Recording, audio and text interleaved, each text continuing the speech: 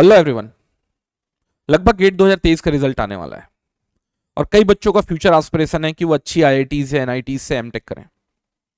But इस process में वो एक चीज भूल जाते हैं कि अलग अलग आईआईटीज को अलग अलग डॉक्यूमेंट्स की नीड होती है और कई बार आप लोगों के पास वो डॉक्यूमेंट्स नहीं होता है। मैं पास्ट में वंस इन वाइल ये भी देखा है कि केवल लैक ऑफ डॉक्यूमेंट के कारण कुछ जगह कुछ अच्छे बच्चों का एडमिशन विथ हेल्ड पे चला गया या फिर उनको उस कॉलेज से हाथ धोना पड़ा। तो मेरे को लगता है कि इस पूरे प्रोसेस में आप कम से कम कुछ इंपॉर्टेंट डॉक्यूमेंट्स अपने दिमाग में जरूर रखें कि वो आपके पास होना चाहिए, और अगर नहीं है तो कम से कम उसको प्राप्त करने के लिए आप प्रोसेस जो है स्टार्ट कर दें, क्योंकि इंडिया में कोई भी डॉक्यूमेंट को प्राप्त करना इतना आसान नहीं है, ये आप सब लोगों को पता है।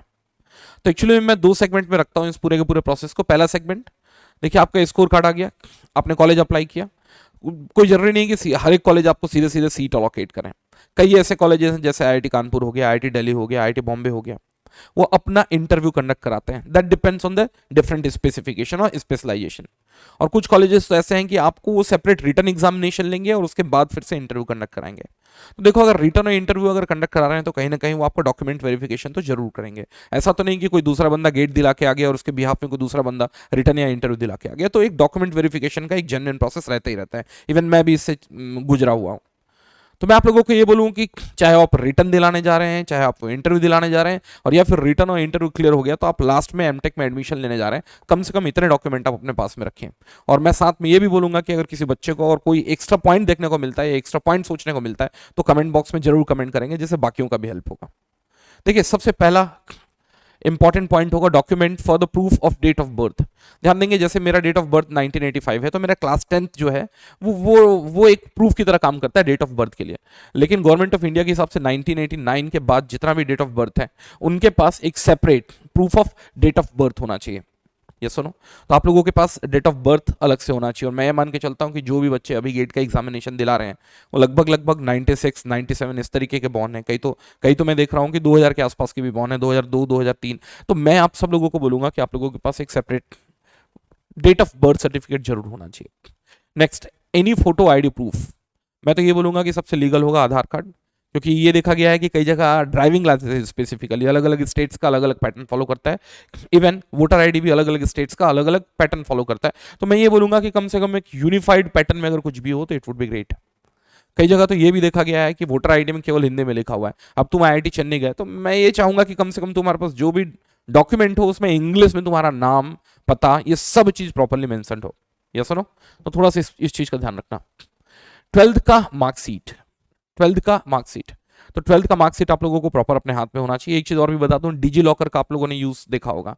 डिजी लॉकर में आप आधार कार्ड, पैन कार्ड और जितने भी गवर्नमेंट ऑन्ड आप लोगों के रिजल्ट्स रहे होंगे, चाहे वो बी का रिजल्ट रहा होगा, किसी का एमटेक का रिजल्ट रहा होगा, 12th का रिजल्ट रहा होगा, 10th का रिजल्ट रहा होगा, वो आप डाउनलोड कर सकते हैं। अगर आप बोलोगे तो उस पर एक वीडियो बना दूंगा। मुझे लगता है कि इंजीनियर के लिए मस्ट हैव एप्लीकेशन है ना, बकायदा स्टोरेज भी दे रही है। और मुझे लगता है कि कल के दिन अगर आप डॉक्यूमेंट खो भी देते हैं, अगर आप वहां सबको लिंक करके रखेंगे तो आपके पास कम से कम एक बैकअप होगा।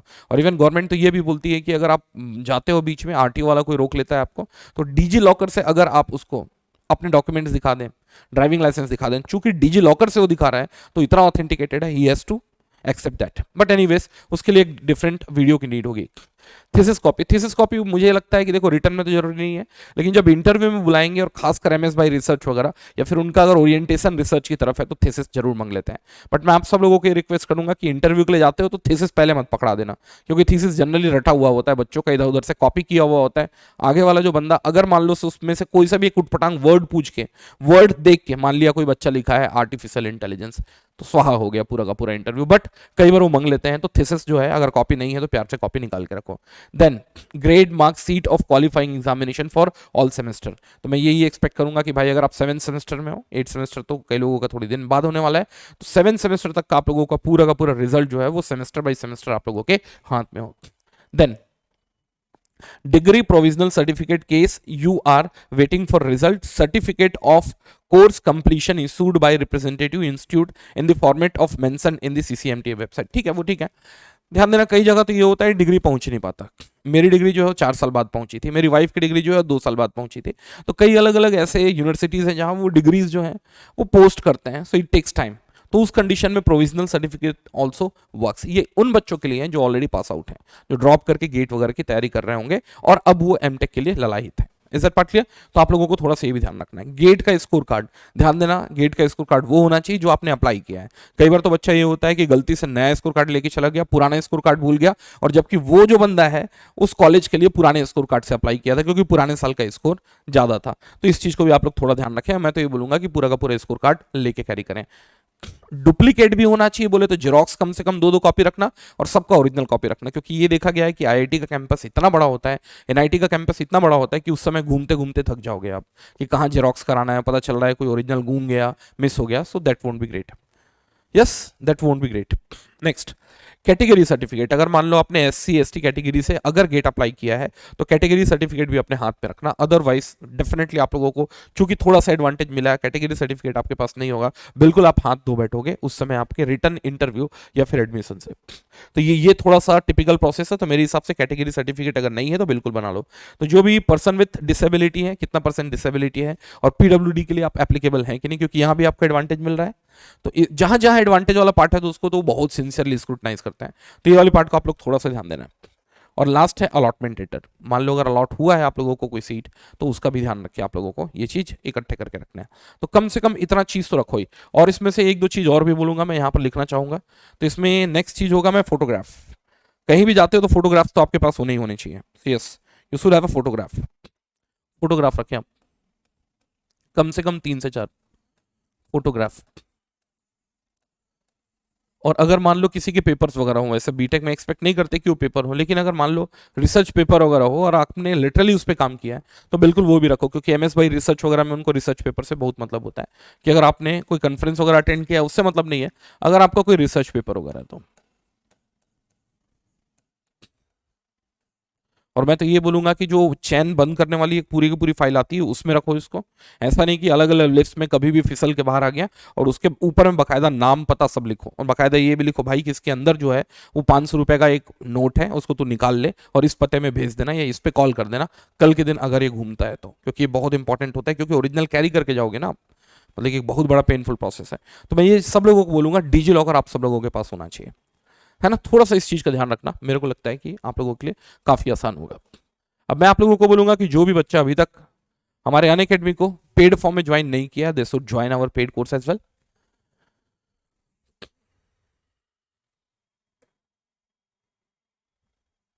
ये देखिए,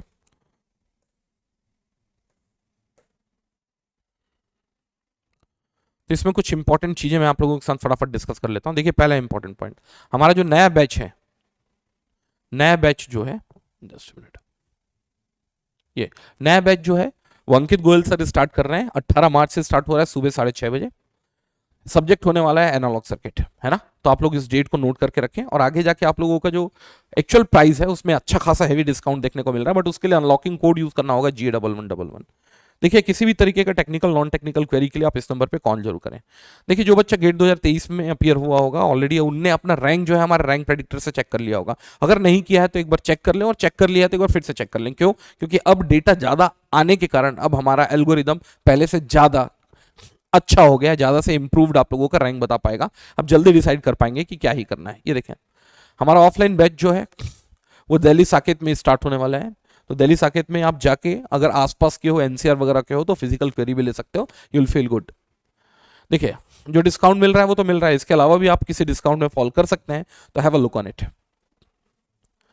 ये है हमारे ऑफलाइन सेंटर का लैंडिंग पेज। तो आप लोगों को और डिटेल में कुछ भी हमारे ऑफलाइन सेंटर के बारे में जानना है तो इसका एक क्यूआर स्कैन कर लें। देखिए, हमारे पास 2 वेरिएंट है कोर्स के, एक है प्लस और दूसरा है आइकॉनिक।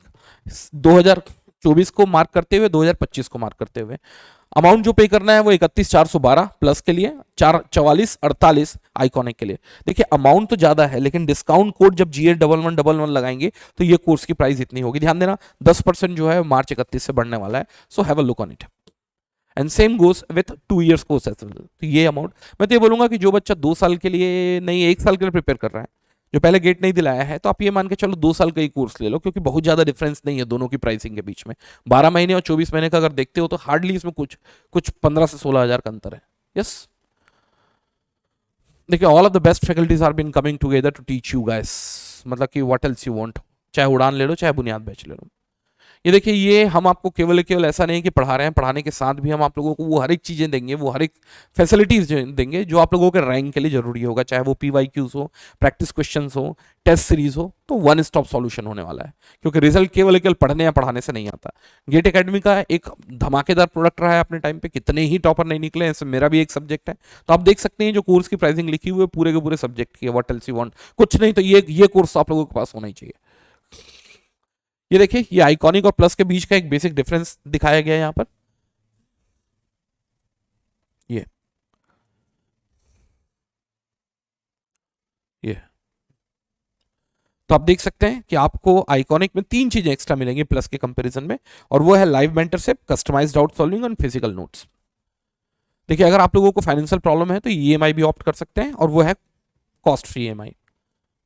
देखिए, all of the toppers are been produced by us. और मैं ये बोलूंगा कि GA1111 यूज करने का आपको मॉनेटरी बेनिफिट्स केवल नहीं मिलने वाले, कुछ एडिशनल बेनिफिट्स मिलने वाले हैं, जैसे कि हमारी टीम की तरफ से एडिशनल गाइडेंस, DPP जो हम बनाते हैं शेयर करेंगे, डाउट सॉल्विंग असिस्टेंस और PDF एंड हैंडआउट्स। चलिए, आज के सेशन के लिए इतना, मिलते हैं अगले सेशन में। Till then bye bye, take care.